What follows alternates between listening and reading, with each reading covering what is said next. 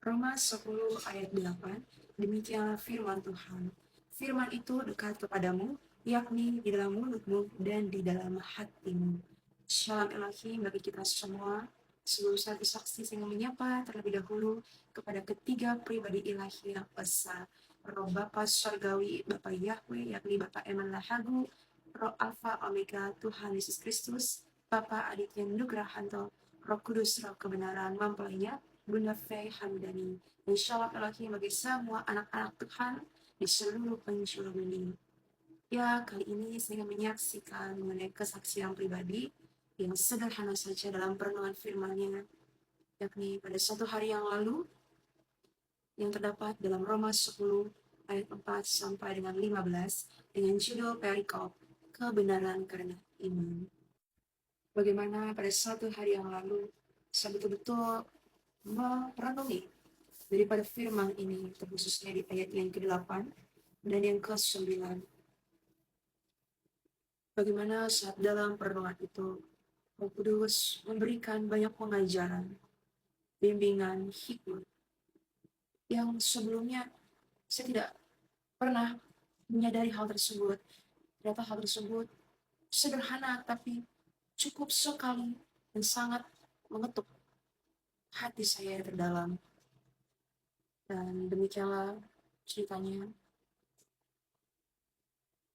Saya merasa sebagai orang yang lahir Kristen sedari kecil, saya dibaptis selang, saya mengaku di mulut saya, mengaku dari kehidupan jasmani saya, rajin bergereja, dan di seluruh dokumen-dokumen tercatat saya sebagai orang Kristen dari lahir.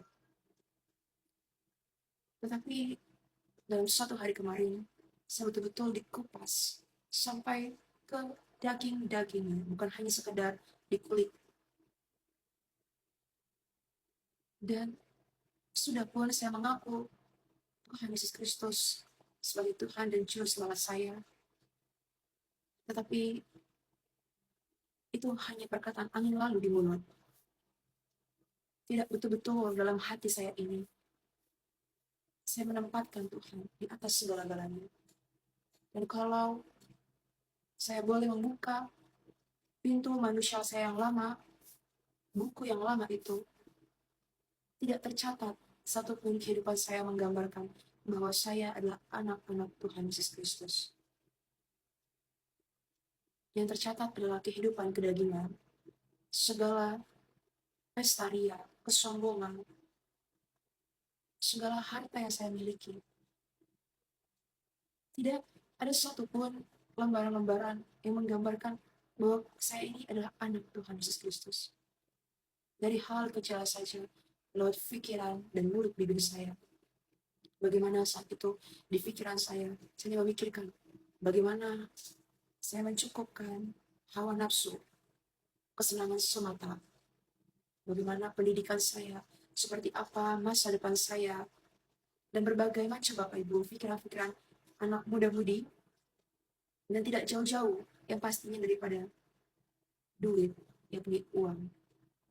Dan sebagai perempuan, bukan hanya soal duit, pasti dengan berbagai hal, kecantikan, pendidikan, dan masih banyak Bapak Ibu, keterikatan-keterikatan daging yang dapat saya bacakan kembali dalam perenungan firman. Dan bagaimana mulut bibir saya yang hanya memperkatakan, membicarakan kekurangan orang lain. Bahkan sudah pun memperkatakan firman, tetapi firman itu saya jadikan pedang untuk menunjuk dan diarahkan kepada orang lain. Tidak pernah saya terima terlebih dahulu dalam hati saya. Dan saya menganggap diri saya bertobat pada saat itu, tapi tidak betul-betul bertobat, bukan pertobatan sejati yang dikehendaki oleh Bapa Surgawi Tuhan Yesus Kristus, yang saya banyak mendukakan hati Roh Kudus. Saya rajin membaca firman, saya merenungkan, tapi hanya berhenti pada logika-logika dasar manusia. Dan saya bukan pelaku firman, saya membaca firman, ampunilah sesamamu. Tapi nyata dalam pribadi saya tidak menjadi pelaku firman. tidak mengampuni. Saya katakan bahwa saya berpuasa, tetapi di pikiran dan hati saya berpikir, apa ya yang saya makan pada sore hari nanti, pada malam hari nanti, besok saya ingin membeli apa ya. Dan satu hari berpuasa, saya hanya membuka smartphone, iPad saya scroll, saya membelanja apa ya, dan saya pandangi apa yang masih kurang, menjadi dekorasi-dekorasi, banyak hal yang menjadi tembok-tembok tanpa saya sadari kedagingan saya menjadi tembok-tembok. Semakin tinggi, menjadi sampah-sampah yang menumpuk. Sehingga saat saya menghadap hadiratnya, saya tidak tembus dalam roh dan kebenaran. Karena dasar daripada roh kebenaran adalah berpuasa yang menimbulkan kerendahan hati. Tapi hal tersebut saja tidak saya lakukan. Saya hanya berpuasa, ya sudah baca firman, tidak merenungkan, tidak menjaga hati, tidak menjaga seluruh anggota tubuh. Dan dikatakan bahwa firman itu dekat padamu, yakni dalam mulutmu dan di dalam hatimu. Bagaimana kita sebagai orang yang percaya kepada Tuhan Yesus Kristus? Tentulah kita semua orang di muka bumi ini mengatakan dengan mulut kita bahwa kita percaya kepada Tuhan Yesus Kristus. Tapi saya pribadi, saya merenungi pada hari kemarin bahwa hati inilah yang menjadi pintu segala-galanya. Semua orang bisa mengaku dia percaya Yesus dengan mulut bibirnya. Tetapi hatinya lah yang menjadi jawaban, yang menunjukkan dan bukti, baik itu kepada Tuhan Yesus Kristus maupun kepada sesama kita. Dan tentulah Bapak Ibu, kalau hati kita ini terukir namanya dan dituliskan segala firman dalam loh hati kita, apa yang menjadi bukti bahwa firman itu melekat dalam hati kita, yakni sebagai pelaku-pelaku firman. Karena yang menjadi buah daripada hati itu adalah pelaku firman. Dan menjadi pelaku firman tidak sulit Bapak Ibu.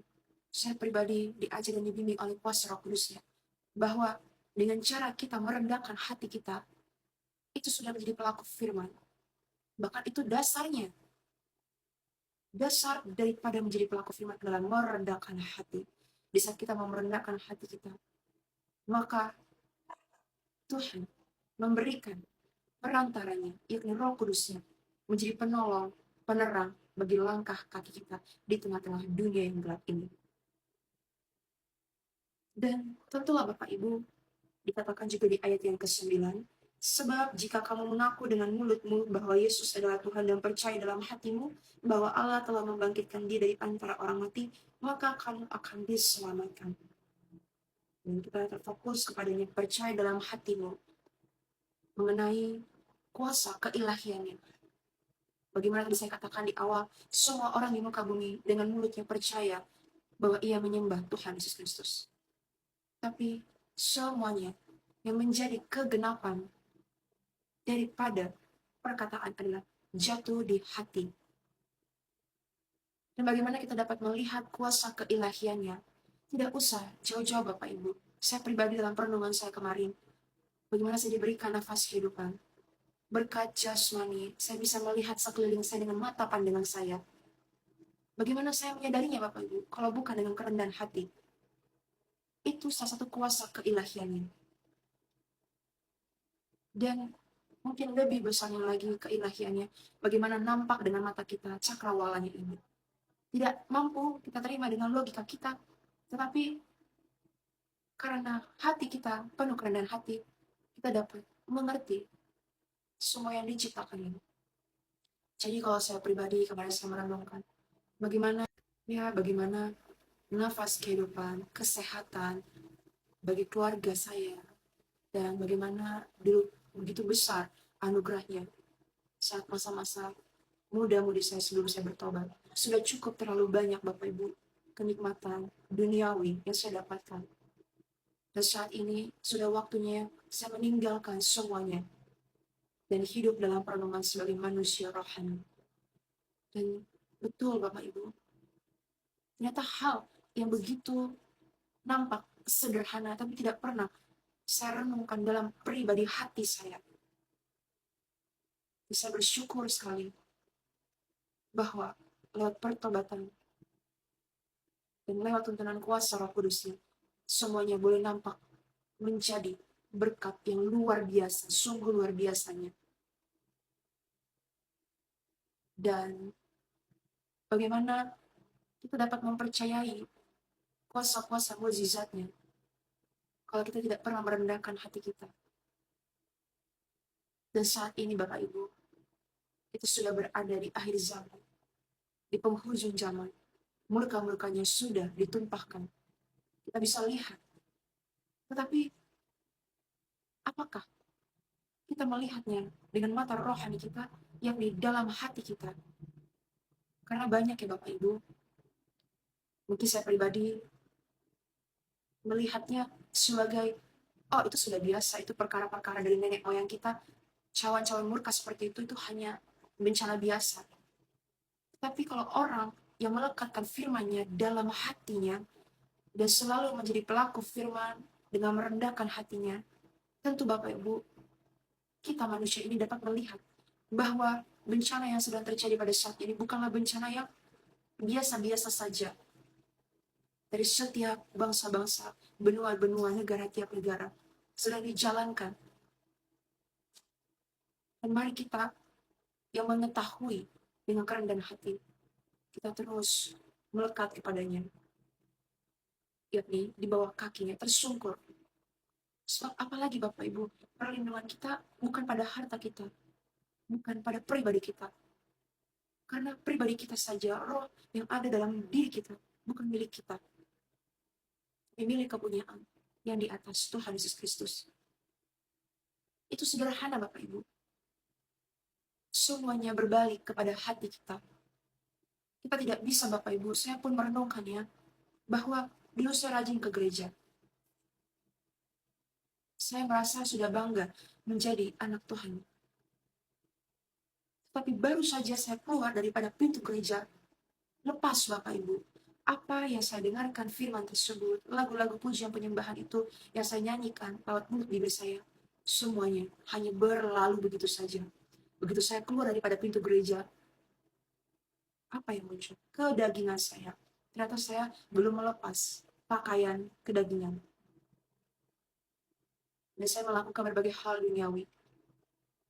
Tidak perlu Bapak Ibu, hari ini kita ke gereja, seminggu kemudian kita lupa akan firman. Tidak perlu. Saya pribadi, saya bergereja, tetapi begitu saya melangkahkan keluar kaki saya sudah lupa. Apa ya tadi firmannya? Apa ya hikmatnya? Bahkan Bapak Ibu, yang terlebih-lebihnya lagi, saat beribadah pun, saya tidak menyalahkan manusia roh saya. Saya menidurkannya. Ya sudah, saya pikir saya sudah presensi kepada Tuhan, sudah cukup. Besok saya beraktivitas.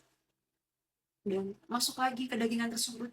Jadi, firman itu tidak jatuh di tanah hati saya ini. Hati ini yang harus memiliki tanah yang gembur. Tidak saya itu. Tapi kan, kalau kita hidup dalam manusia roh, saat firman itu kita dengarkan, masuk kuping kanan, jatuh, kuping kanan, kuping kiri, jatuh di hati, dan bertumbuh, berakar, dan berbuah. Dan buah itulah yang menjadi makanan roh kita dan boleh menjadi berkat bagi sesama kita. Tapi kalau dari sisi saya pada saat itu, masuk kuping kiri, keluar kuping kanan, atau sebaliknya. Dan tidak pernah jatuh di hati. Bagaimana Bapak Ibu bisa jatuh di hati? Kalau hati ini saja mengeraskan hatinya kepada Tuhan, tidak mau menerima ajaran dan didikan. Kapan Bapak Ibu pintu hati ini dapat dibuka? Tidak bisa. Jadi apa? Masuk dari kuping kanan, kuping kiri, lalu hanya lewat pandangan, di perkataan mengatakan firman Tuhan, saya anak Tuhan, saya orang Kristen, tapi saya tidak pernah menjadi pelaku firman. Sedangkan orang menjadi pelaku firman oleh karena di hatinya ada firman itu. Kalau kita mengaku sebagai orang yang percaya, saya dan Bapak Ibu di mulut mengaku sebagai anak Tuhan Yesus Kristus, maka haruslah firman itu melekat di hati. Dan di hati kita kumpulkan berbagai bejana. Jadikanlah hati kita ini sebagai bejana kemuliaan-Nya, dengan seluruh hal-hal yang kudus, perlengkapan-perlengkapan rohani, yang cantik, yang kudus dan berkenan. Maka bisa kita mengumpulkan harta dalam bejana hati kita ini, maka kita mengerti maksud rencana keilahian Tuhan atas pribadi kita dan atas dunianya, yakni semesta alam. Karena kita menerima segala kuasa kemuliaannya lewat benda-benda ciptaannya, bahkan lewat pribadinya sendiri, pribadi Tuhan Yesus Kristus, hanya lewat hati kita, tempat berdiamnya Roh Kudus.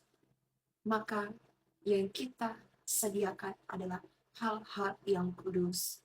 Dan mari kita gunakan firman ini bukan pertama-tama sekali adalah menjurus kepada pribadi kita. Kita renungkan, dan saat kita sudah menghasilkan buah tersebut, karena sudah menjadi pelaku firman, maka kita boleh menjadi terang, garam, berkat bagi sesama kita. Untuk apa Bapak Ibu? Bukan untuk hormat kemuliaan kita, tapi untuk hormat kemuliaan Tuhan Yesus Kristus. Firman yang hidup, Roh Alfa, Omega. Jadi semuanya bukan untuk kita, tapi dari Tuhan, oleh Tuhan, dan untuk Tuhan. Semuanya. Kita hanya menumpang sebagai pengembara di dunia ini. Kita perantaranya. Dan ya, pada ayatnya yang terakhir, yakni di ayat ke-14 sampai ke-15, secara singkat dan sederhana, saya bacakan. Bagaimana dapat berseru kalau mereka tidak percaya? Bagaimana mereka dapat percaya kalau mereka tidak pernah mendengar? Bagaimana mereka bisa mendengar kalau tidak ada yang memberitakannya? Dan bagaimana mereka bisa memberitakannya kalau tidak diutus?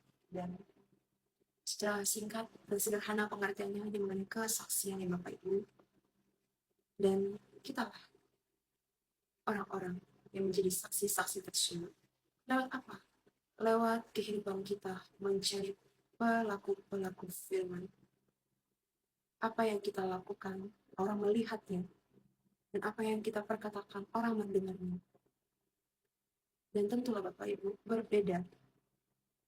Orang yang hidup dalam firman kebenarannya, tentu semua orang dapat melihat dan mendengarnya. Itulah yang menjadi bukti bahwa firman-Nya melekat dalam hati kita. Dan saat orang melihat, mendengarnya, itu menjadi berkat bagi mereka. Dan apa yang menjadi berkat bagi kita, yakni kita merasakan sukacita hidup dalam firman-Nya. Dan siapa Bapak Ibu yang dipermuliakan lewat setiap kehidupan kita dan orang yang melihatnya, yakni Tuhan kita, Tuhan Yesus Kristus, yang dipermuliakan dan diagungkan.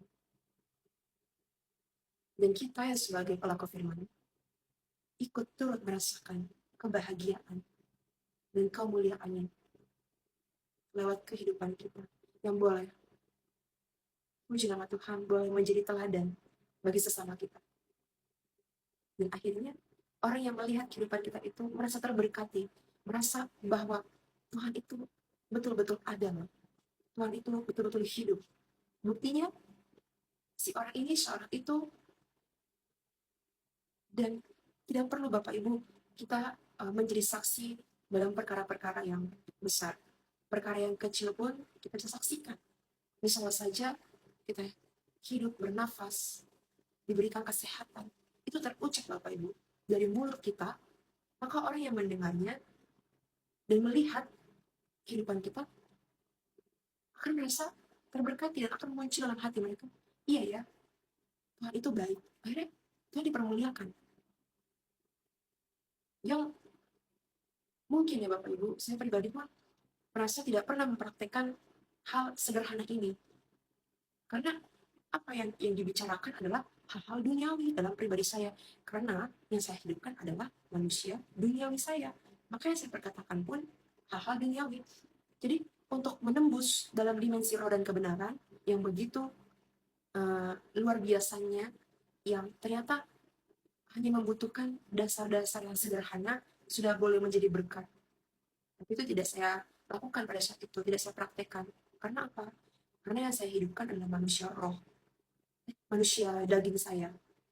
Tapi saat kita membangkitkan manusia roh, menjadi pelaku firman, maka buah yang kita hasilkan dan kita kalau menjadi makanan roh kita, dan menjadi berkat bagi sesama kita, itulah yang menjadi buktinya kepada sesama kita. Dan masih banyak Bapak Ibu hal-hal yang lainnya. Tapi tujuan hidup kita kalau bukan untuk Tuhan, untuk apa lagi Bapak Ibu? Memang semua hal di dunia ini kita boleh dan patut merasakannya sebagai bentuk kerja keras kita. Tapi kita juga jangan melupakan kewajiban kita. Dan apa yang patut dan menjadi hak kita kelola di dunia ini, kita sadari Bapak Ibu dengan penuh kerendahan hati saya pribadi pun, bahwa semuanya oleh karena Tuhan. Semua oleh karena Tuhan. Tidak ada yang lain, hanya Tuhan. Dan apa yang saya doakan, semua terkabul, itu pun seringkali tidak saya sadari. Karena itu, saya merasa karena kerja keras saya, keringat saya, pendidikan saya. Padahal bagaimana saya memperoleh semuanya Bapak Ibu, pekerjaan, pendidikan, kalau bukan karena Tuhan. Kalau bukan oleh karena seluruh anggota panca indera saya dari ujung rambut sampai ujung jari kaki diberikan kesehatan. Bagaimana saya bisa mendapatkan hal yang baik kalau semuanya tidak sehat? Sedangkan kesehatan saya berasal daripada Tuhan. Nah, disitulah Bapak Ibu, di mana perenungan-perenungan itu Roh Kudus memberikan saya hal yang begitu luar biasa, bahwa Tuhan Yesus Kristus tidak pernah meninggalkan saya. Ia adalah Allah yang hidup, Allah yang berkuasa, dan hidup saya dalam peliharaan.